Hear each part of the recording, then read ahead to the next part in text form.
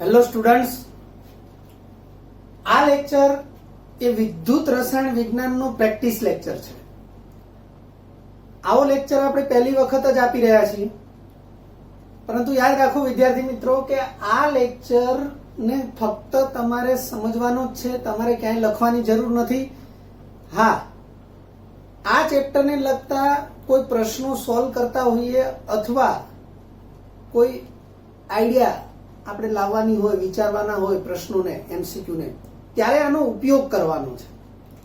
So that કે જ્યારે પણ તમારે જરૂર પડે ત્યારે આ લેક્ચરને ફરીથી જોઈ લેવાનો છે અને સમજી લેવાનો છે. તો ટાઇટલ છે વિદ્યુત ધ્રુવ પોટેન્શિયલની સંજ્ઞા.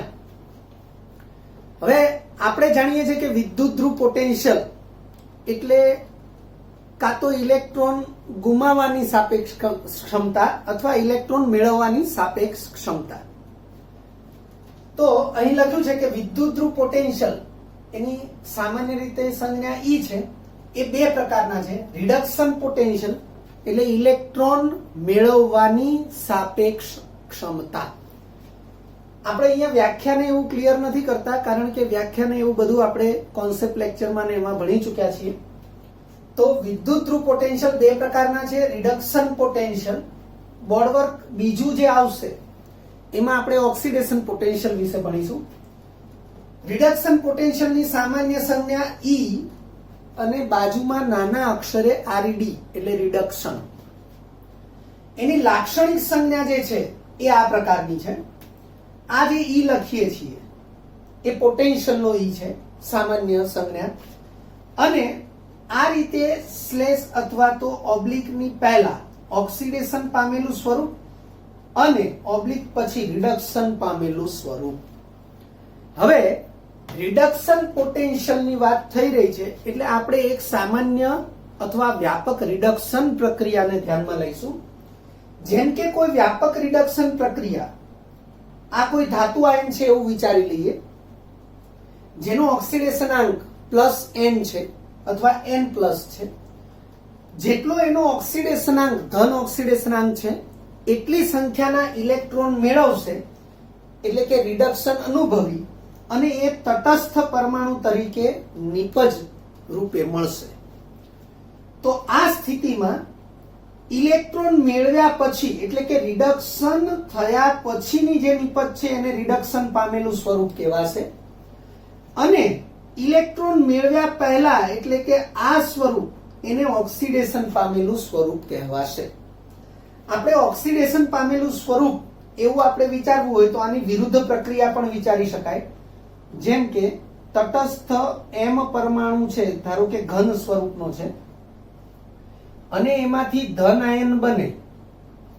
તો 11 science part 2 chapter number 8 redox પ્રક્રિયાઓ, એની અંદર પણ આપણને સમજાવવામાં આવ્યું છે કે તટસ્થમાંથી ધન આયન બને તો એને ઓક્સિડેશન થયું કહેવાય. +n વીજભાર જેટલો ઓક્સિડેશનાંક આવે તો n સંખ્યાના ઇલેક્ટ્રોન ગુમાવ્યા હોય એટલે ઇલેક્ટ્રોન ગુમાવવાની પ્રક્રિયા પણ ઓક્સિડેશન પ્રક્રિયા છે.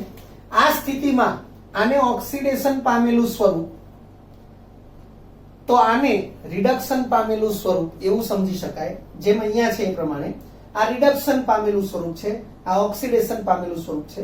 કારણ કે આ સ્વરૂપ ઇલેક્ટ્રોન મેળવે પછી આ નિપજ તરીકે જે સ્વરૂપ મળ્યું છે એ રિડક્શન પ્રક્રિયાને અંતે મળેલું સ્વરૂપ કહેવાય. એટલે એ રિડક્શન પામેલું સ્વરૂપ, એટલે પ્રક્રિયક બાજુએ જે આયન સ્વરૂપ છે અથવા જે બીજું કોઈ પણ સ્વરૂપ છે એ ઓક્સિડેશન પામેલું સ્વરૂપ કહેવાશે. તો હવે એ સ્થિતિમાં આપણે એની સામાન્ય સંજ્ઞા અથવા લાક્ષણિક જે સંજ્ઞા છે એ આપણે આ પ્રમાણે દર્શાવી શકીએ છીએ. હવે આપણે કેટલાક ઉદાહરણો લઈએ એટલે આપણને ખ્યાલ આવી જશે. આથી રિડક્શન પોટેન્શિયલની સંજ્ઞા ઈ, આ જે વ્યાપક પ્રક્રિયા છે એને અનુલક્ષીને રિડક્શન પોટેન્શિયલની સંજ્ઞા આ ઈ. હવે ઈ ની બાજુમાં આ ઓક્સિડેશન પામેલું સ્વરૂપ લખવાનું છે. તો ઓક્સિડેશન પામેલું સ્વરૂપ છે આયન Mn+, અને આ ઓબ્લિક પછી રિડક્શન પામેલું સ્વરૂપ લખવાનું છે તો આપણે m લખીશું. પ્રમાણિત સ્થિતિ હોય તો આ ઈ છે એના ઉપર આ સિમ્બોલ આવશે પ્રમાણિત સ્થિતિ માટે. એટલે બાકી સંજ્ઞામાં કોઈ ફરક નથી. પ્રમાણિત સ્થિતિનો સિમ્બોલ છે એ આપણે ખાલી ઉપર દર્શાવવાનો હોય છે. આપણે એના વાસ્તવિક ઉદાહરણ લઈએ. દાખલા તરીકે આ જે પ્રક્રિયાઓ મેં લીધી છે એ ઈએમએફ શ્રેણીમાંથી જ લીધેલી છે. એટલે ઈએમએફ શ્રેણીમાં આવી બીજી ઘણી બધી પ્રક્રિયાઓ છે. તમે એને અનુરૂપ એની રિડક્શન પોટેન્શિયલની સંજ્ઞાઓ એ જાતે પ્રેક્ટિસ કરી શકો છો. આ પ્રમાણે આપણે વિચારીએ તો તમે જોઈ શકો છો કે આ વ્યાપક રિડક્શન પ્રક્રિયા છે અને વ્યાપક રિડક્શન પ્રક્રિયા એમાં ઇલેક્ટ્રોન પ્રક્રિયક તરીકે જ હોય તો જ એને રિડક્શન પ્રક્રિયા કહેવાય. જો ઇલેક્ટ્રોન નિપજ તરીકે હોય તો એને ઓક્સિડેશન પ્રક્રિયા કહેવાય. તો અહીં આપણે જેટલી પ્રક્રિયાઓ લીધી છે બધી જ પ્રક્રિયાઓમાં ઇલેક્ટ્રોન એ પ્રક્રિયક સાઈડ છે એટલે કે ડાબી બાજુએ છે. એટલા માટે આ બધી રિડક્શન પ્રક્રિયાઓ છે અને ઈએમએફ શ્રેણીમાં પણ બધી રિડક્શન પ્રક્રિયાઓ જ આપેલી છે. તો આપણે જમણી બાજુએ જે નિપજ છે એ રિડક્શન પામેલું સ્વરૂપ કહેવાશે અને ડાબી બાજુએ પ્રક્રિયક તરીકે જે આયન અથવા જે પણ સ્પીસીસ છે એ ઓક્સિડેશન પામેલું સ્વરૂપ કહેવાશે. તો મારે સંજ્ઞા લખવી હોય આ પહેલી પ્રક્રિયા માટે તો ઈ પહેલા તો લખી જ દેવાનો છે ઈ. હવે આ સિમ્બોલ પ્રમાણે એક સ્લેશ અને એ સ્લેશની ડાબી બાજુએ ઓક્સિડેશન પામેલું સ્વરૂપ, આમાં ઓક્સિડેશન પામેલું સ્વરૂપ છે Ag+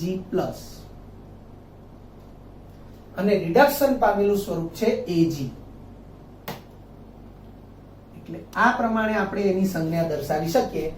આ થયું સિલ્વર વિદ્યુત ધ્રુવ ના રિડક્શન પોટેન્શિયલ ની સંજ્ઞા.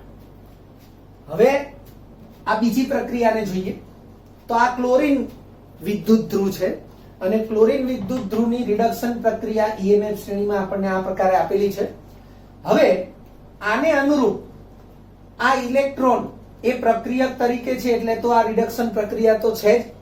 નિપજ તરીકે 2Cl- છે અને પ્રક્રિયક તરીકે Cl2 છે.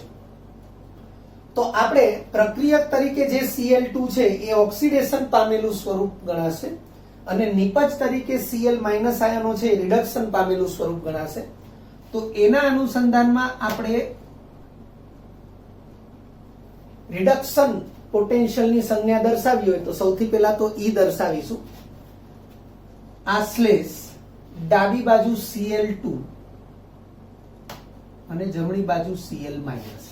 હવે વિદ્યાર્થી મિત્રો આપણે યાદ રાખીશું કે મેં ડાબી બાજુ Cl2 લખ્યું છે અને સ્લેશ પછી મેં Cl- લખ્યું છે. 2Cl- લખવાની દર્શાવવાની જરૂર હોતી નથી. સેકન્ડ થિંગ કે કોઈ રેફરન્સમાં અથવા પ્રશ્ન પૂછવા માટે તમને આવું પણ આપી શકે છે E½ Cl2 અને સ્લેશ કરીને Cl-. તો આ વેલિડ છે. પણ ધારો કે આ વનાક નથી આપતા તો પણ કોઈ પ્રશ્ન નથી, કોઈ ડિફરન્સ નથી. આ સંજ્ઞા છે એ આ રિડક્શન પ્રક્રિયા માટે રિડક્શન પોટેન્શિયલની જ સંજ્ઞા છે. જો પ્રમાણિત સ્થિતિ હોય તો અહીં મારે આવું નિશાન ડિગ્રી એ દર્શાવવું જરૂરી છે. પણ અહીં આપણે ફક્ત રિડક્શન પોટેન્શિયલની સંજ્ઞા વિશે અભ્યાસ કરી રહ્યા છીએ. હું આ બાબતને ફરીથી સમજાવી દઉં. અહીંયા પ્રક્રિયક તરીકે Cl2 છે, નિપજ તરીકે 2Cl- છે. મારે અહીં આગળ 2 લખવાની કોઈ જરૂર નથી અને ધારો કે આપણે લખી નાખીએ છીએ તો ખોટું પણ નથી. અને ક્યાંક આની બદલે આ પ્રમાણે પણ દર્શાવ્યું હોય, આગળ 1/2 Cl2 લખ્યું હોય, ઓબ્લિક કરીને Cl- લખ્યું હોય, આ સ્થિતિમાં પ્રક્રિયાનું સમીકરણ આવી રીતે પણ વિચારી શકાય. 1/2 Cl2 એક ઇલેક્ટ્રોન મેળવી અને Cl- બને. પણ પ્રક્રિયાની તત્વયોગ નીતિ સાથે સંજ્ઞાત્મક નિરૂપણ જે છે રિડક્શન પોટેન્શિયલની સંજ્ઞાનું નિરૂપણ, બરોબર, એને કોઈ લાગતું વળગતું નથી. આ સંજ્ઞા અને આ સંજ્ઞા બંને એક જ પ્રકારની પ્રક્રિયા માટેની છે એવું આપણે ધ્યાનમાં રાખીશું. હવે વિદ્યાર્થી મિત્રો ત્રીજા નંબરની પ્રક્રિયા આપણે ધ્યાનથી જોઈશું. ત્રીજા નંબરની પ્રક્રિયા એવી છે, આ બે પ્રક્રિયાથી થોડી ડિફરન્સ છે. આ પ્રક્રિયામાં તમે ધ્યાનથી જુઓ, તીરની નિશાનીની ડાબી બાજુએ આયન છે અને જમણી બાજુએ તટસ્થ પરમાણુ છે. બીજી પ્રક્રિયા છે એમાં ડાબી બાજુએ જોઈ શકો છો તટસ્થ Cl2 અણુ છે અને જમણી બાજુએ Cl- આયનો છે. એટલે કે પ્રક્રિયક અને નિપજ એમાં તટસ્થ અને આયનો એવા સ્વરૂપો છે પરંતુ અહીંયા ત્રીજી પ્રક્રિયાની અંદર ધ્યાનથી જુઓ, પ્રક્રિયક તરીકે પણ આયન છે અને નિપજ તરીકે પણ આયન છે. તો આપણે એ બંને બાબતે અથવા આવી કોઈ પણ બાબતે ફક્ત ને ફક્ત આને જ ધ્યાનમાં રાખીશું. આ પ્રક્રિયા પ્રમાણે અહીં પણ એટલે કે ત્રીજી પ્રક્રિયામાં પણ ડાબી બાજુ CO3+ એટલે કે કોબાલ્ટનો +3 વીજભાર ધરાવતો આયન પ્રક્રિયક છે અને કોબાલ્ટનો +2 વીજભાર એટલે કે ઓક્સિડેશનાંક ધરાવતો આયન એ નિપજ છે. એટલે આપણા માટે આ પ્રક્રિયક રૂપ જે આયન છે એ ઓક્સિડેશન પામેલું સ્વરૂપ ગણાશે અને નિપજ રૂપ જે આયન છે એ રિડક્શન પામેલું સ્વરૂપ ગણાશે. જો આ પ્રક્રિયા આ પ્રમાણે થઈ હોત તો આપણને તટસ્થ કોબાલ્ટ પરમાણુ મળે, તો એ સ્થિતિમાં આપણે આ પ્રમાણેની પ્રક્રિયા છે એવું કહી શકીએ. પણ 3 ઇલેક્ટ્રોન એ આના ઓક્સિડેશનાંક જેટલી સંખ્યાવાળા છે. હવે ધારો કે ઓક્સિડેશનાંક જેટલી સંખ્યા કરતા ઓછી સંખ્યાના ઇલેક્ટ્રોન મેળવે, જેમ કે અહીંયા એક જ ઇલેક્ટ્રોન મેળવ્યો છે તો ઓક્સિડેશનાંક +3 છે એના બદલે +2 થશે. ધારો કે 2 ઇલેક્ટ્રોન મેળવે તો કોબાલ્ટનો ઓક્સિડેશનાંક +3 છે ત્યાંથી +1 થશે. પણ કહેવાનો અર્થ કે જો ઓક્સિડેશનાંક જેટલા જ ઇલેક્ટ્રોન મેળવે તો જ તટસ્થ નિપજ મળે, પરંતુ અહીં એક જ ઇલેક્ટ્રોન મેળવવાની પ્રક્રિયા છે એટલે પ્રક્રિયક તરીકે CO3+ આયન છે, નિપજ તરીકે CO2+ આયન છે. હવે આના માટે આપણે રિડક્શન પોટેન્શિયલની સંજ્ઞા દર્શાવીએ તો આપણે આ દર્શાવી જ દઈશું. હવે આ સ્લેશ એની ડાબી બાજુએ પ્રક્રિયક રૂપી આયન કે જે ઓક્સિડેશન પામેલું સ્વરૂપ છે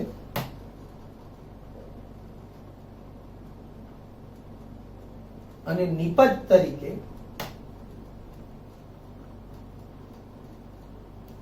જે રિડક્શન પામેલું સ્વરૂપ છે. એટલે આ પ્રમાણે આપણે જે તે પ્રક્રિયાને અનુરૂપ રિડક્શન પોટેન્શિયલની સંજ્ઞાઓ દર્શાવી શકીએ છીએ. હવે આ પ્રક્રિયામાં તમે જોઈ શકો છો કે ડાબી બાજુએ આ 3 પ્રક્રિયકો છે અને તીરની નિશાનીની જમણી બાજુએ આ 2 નિપજો છે.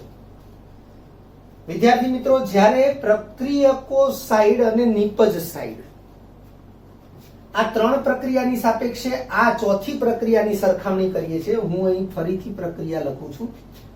ડાબી બાજુએ છે MnO2 +4H+ +4 ઇલેક્ટ્રોન અને જમણી બાજુએ છે Mn2+ +2H2O. વિદ્યાર્થી મિત્રો, ખાસ સમજી લેજો, આ પ્રક્રિયા માટે ખૂબ જ મહત્વનું આપણે જે વિચારવાનું છે એ છે ઓક્સિડેશન આંક. હવે તમે જુઓ કે બાકીની 3 પ્રક્રિયા અને આ ચોથી પ્રક્રિયા, તો શું ડિફરન્સ છે? તો પ્રક્રિયક તરીકે ઇલેક્ટ્રોન છે જ, તો અહીંયા પણ પ્રક્રિયક તરીકે ઇલેક્ટ્રોન છે જેમ આ 3માં છે. પણ તમે જોઈ શકો છો કે પ્રક્રિયક તરીકે ઇલેક્ટ્રોન ઉપરાંત અન્ય એક જ સ્પીસીઝ છે, જ્યારે અહીંયા 2 સ્પીસીઝ છે. હું ફરીથી બોલું છું, બાકીની 3 પ્રક્રિયાઓ છે 1 થી 3, એમાં ઇલેક્ટ્રોન પ્રક્રિયક તરીકે છે ઉપરાંત અન્ય પ્રક્રિયક તરીકે એક જ સ્પીસીઝ છે, કાં તો કોઈ ધન આયન છે અને કાં તો તટસ્થ અણુ છે. હવે અહીંયા તમે જુઓ કે પ્રક્રિયક તરીકે તો ઇલેક્ટ્રોન છે જ, પણ પ્રક્રિયક તરીકે એક સ્પીસીઝને બદલે અહીં 2 સ્પીસીઝ છે. સેમ વે સામે નિપજ ચેક કરીએ તો એક નિપજ, એક નિપજ, એક નિપજ.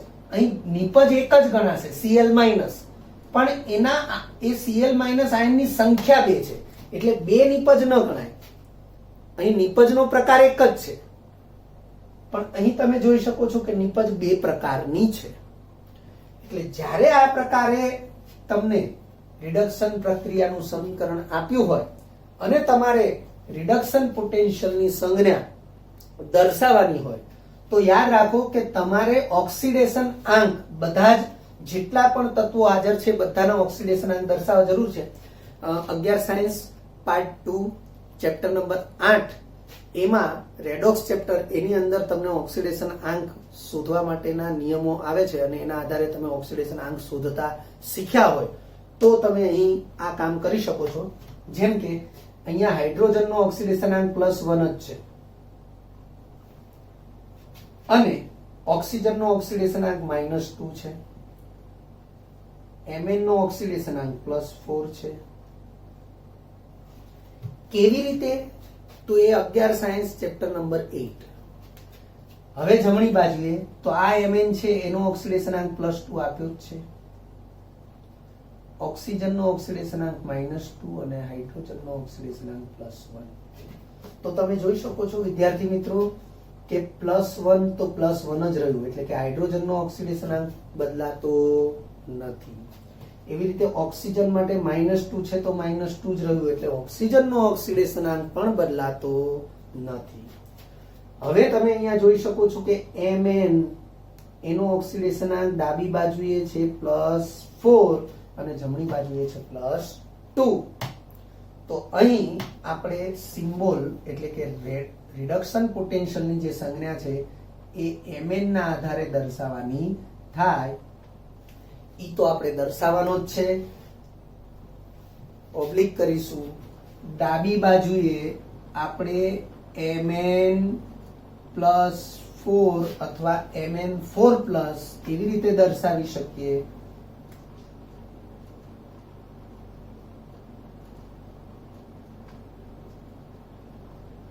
અને જમણી બાજુએ Mn2+. હવે આ જ બાબતને આપણે આવી રીતે પણ દર્શાવી શકીએ. એટલે અથવા કરીને હું લખું છું, કારણ કે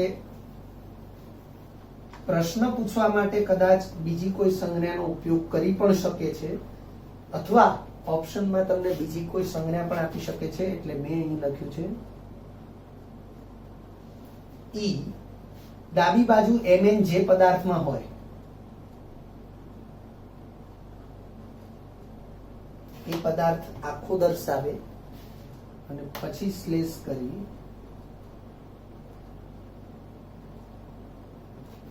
ટૂંકમાં આ બંને રીતે આપણે આ પ્રક્રિયાને અનુરૂપ રિડક્શન પોટેન્શિયલની સંજ્ઞા દર્શાવી શકીએ છીએ. આ બીજા બોર્ડ વર્કમાં આપણે અભ્યાસ કરીએ છીએ ઓક્સિડેશન પોટેન્શિયલનો. એટલે ઓક્સિડેશન પોટેન્શિયલ એટલે વિદ્યુત ધ્રુવની ઇલેક્ટ્રોન ગુમાવવાની સાપેક્ષ ક્ષમતા. સામાન્ય સંજ્ઞા ઈ ઓક્સી. લાક્ષણિક સંજ્ઞા તો જે રિડક્શન પોટેન્શિયલની લાક્ષણિક સંજ્ઞા હતી એનાથી અહીંયા ઉલટું છે. ઈ આ સ્લેશ એની પહેલા છે રિડક્શન પામેલું સ્વરૂપ અને પછી છે ઓક્સિડેશન પામેલું સ્વરૂપ. રિડક્શન પોટેન્શિયલની સંજ્ઞામાં શું હતું? ઓક્સિડેશન પામેલું સ્વરૂપ લેફ્ટ અને રિડક્શન પામેલું સ્વરૂપ રાઈટ.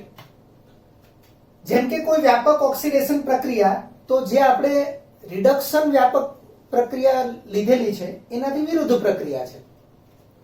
એટલે વ્યાપક રિડક્શન પ્રક્રિયામાં આ બંને પ્રક્રિયક હતા અને આ નિપજ હતી, અને હવે જે નિપજ હતી એ પ્રક્રિયક છે અને જે પ્રક્રિયકો હતા એ નિપજ છે. ઇલેક્ટ્રોન ગુમાવવાની પ્રક્રિયા એટલે ઓક્સિડેશન પ્રક્રિયા. તો M સોલિડ એ n સંખ્યાના ઇલેક્ટ્રોન ગુમાવે એટલે +n વીજભાર ધરાવતો અથવા ઓક્સિડેશનાંક ધરાવતો આયન Mn+ મળે છે. એટલે રિડક્શન પામેલું સ્વરૂપ પ્રક્રિયક છે અને નિપજ જે છે એ ઓક્સિડેશન પામેલું સ્વરૂપ છે. બિલકુલ પેલાથી વિરુદ્ધ જ છે, કોઈ જ ફરક નથી. સેમ, ફક્ત દિશા બદલાઈ જાય છે એટલે એનાથી વિરુદ્ધ થઈ જાય છે. આથી ઓક્સિડેશન પોટેન્શિયલની સંજ્ઞા E, રિડક્શન પામેલું સ્વરૂપ M, એટલે મેં અહીંયા M લખ્યું છે. ઓક્સિડેશન પામેલું સ્વરૂપ Mn+, એ એનો ઓક્સિડેશનાંક છે, એને અહીંયા લખવાનું છે. એટલે આ થઈ ગઈ ઓક્સિડેશન પોટેન્શિયલની એ લાક્ષણિક સંજ્ઞા. પ્રમાણિત સ્થિતિ હોય તો ઉપર આ ડિગ્રીનું નિશાન આવશે, બીજો કોઈ ફરક નથી. ભૂલ થઈ છે આપણી.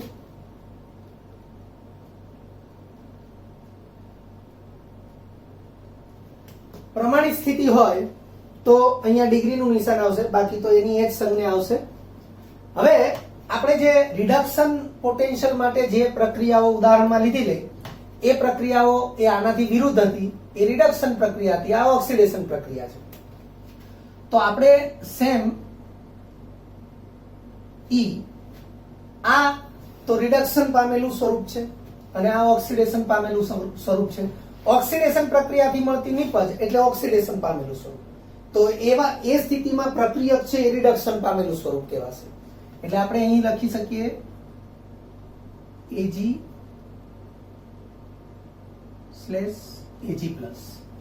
એવી રીતે અહીંયા લખી શકીએ ECl- હું અહીંયા 1/2 Cl2 પણ લખી શકું, ફક્ત Cl2 પણ લખી શકું. આપણે ચર્ચા કરેલી છે. આપણે આવી રીતે પણ લખી શકીએ Cl- /1/2 Cl2. આ રીતે પણ લખી શકીએ છીએ અને આ રીતે લખવામાં પણ કોઈ વાંધો નથી.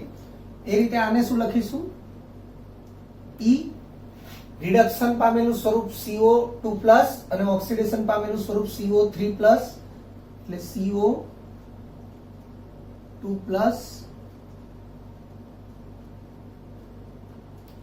વિદ્યાર્થી મિત્રો, આપણે ધ્યાન રાખીશું આ કોબાલ્ટની સંજ્ઞા છે. કોબાલ્ટની સંજ્ઞા તો એમાં C કેપિટલ છે અને O બીજી ABCD નો છે. તમે જો કોબાલ્ટની સંજ્ઞા આ રીતે લખી નાખો છો તો આ બહુ મોટી ભૂલ છે. કારણ કે જો બંનેની હાઈટ સરખી છે તો આ કાર્બન મોનોક્સાઇડ છે, પણ તમે જોઈ શકો છો C કેપિટલ છે અને O બીજી ABCD નો લેટર છે, એટલે એ સ્થિતિમાં એ કોબાલ્ટ ગણાશે. રસાયણ વિજ્ઞાનનું લખાણ એ સંજ્ઞાત્મક રીતે ખૂબ જ ચોકસાઈ માંગે તેવું છે. એમાં તમે ભૂલ કરશો તો પરીક્ષામાં નુકસાન જવાની પૂરેપૂરી શક્યતા છે. આ જે છે એના માટે આપણે મેં કીધું એ પ્રમાણે ઓક્સિડેશનાંક ને ધ્યાનમાં રાખીને પણ સિમ્બોલ દર્શાવી શકીએ. રિડક્શન પામેલું સ્વરૂપ એ Mn2+ છે અને ઓક્સિડેશન પામેલું સ્વરૂપ જે છે એમાં Mn નો ઓક્સિડેશનાંક +4 છે. આપણે ઓક્સિડેશનાંક એ આગળના બોર્ડ વર્ક વખતે આપણે સમજાવેલો છે એનો એ જ. અને આ જ વસ્તુને અથવા કરીને જો આપણે દર્શાવવી હોય તો આપણે આ રીતે દર્શાવી શકીએ. E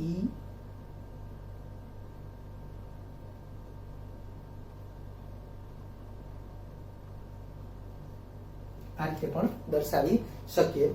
આપણે આવું યાદ રાખીશું.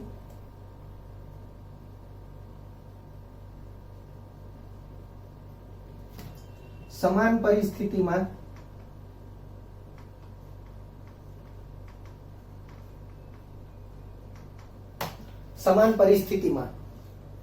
રિડક્શન પોટેન્શિયલ અને ઓક્સિડેશન પોટેન્શિયલ એક જ ધાતુ અથવા એક જ પ્રક્રિયા માટે રિડક્શન પોટેન્શિયલ અને ઓક્સિડેશન પોટેન્શિયલ હંમેશા સરખા થશે. એટલે સમાન પરિસ્થિતિમાં સરખા થશે અને નિશાની વિરુદ્ધ હશે. એટલે સમાન પરિસ્થિતિમાં E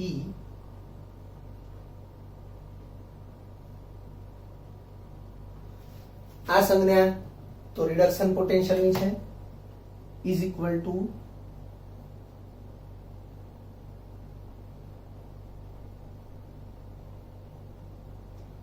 આ સંજ્ઞા ઓક્સિડેશન પોટેન્શિયલ છે.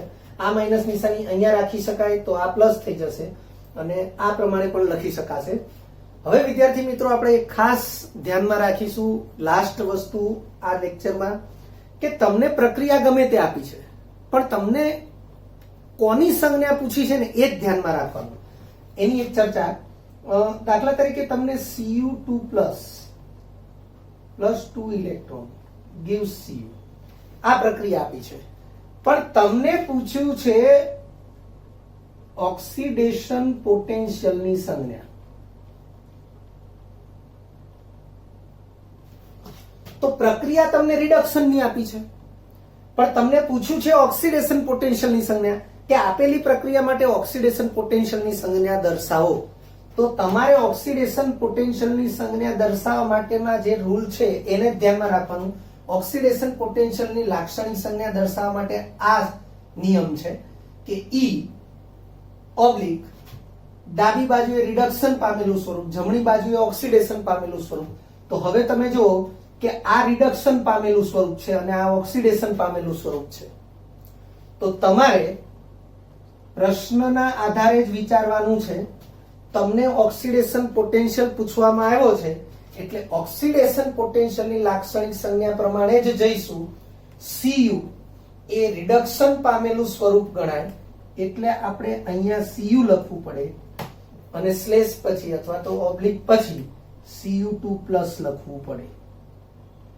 એટલે આ ખાસ ધ્યાનમાં રાખવાનું છે કે તમને પ્રક્રિયા કઈ આપવામાં આવી છે એના ઉપર તો ધ્યાન રાખીશું જ, પણ સામે પ્રશ્નમાં શું પૂછવામાં આવ્યું છે એને ખાસ ધ્યાનમાં રાખીશું.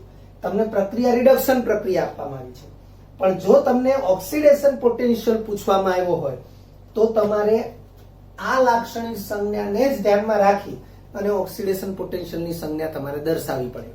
સેમ વે એનાથી વિરુદ્ધ તમને આપી હોય ઓક્સિડેશન પ્રક્રિયા પણ તમને રિડક્શન પોટેન્શિયલનો સિમ્બોલ પૂછવામાં આવે તો તમારે આનાથી ઉલટું દર્શાવવું પડે.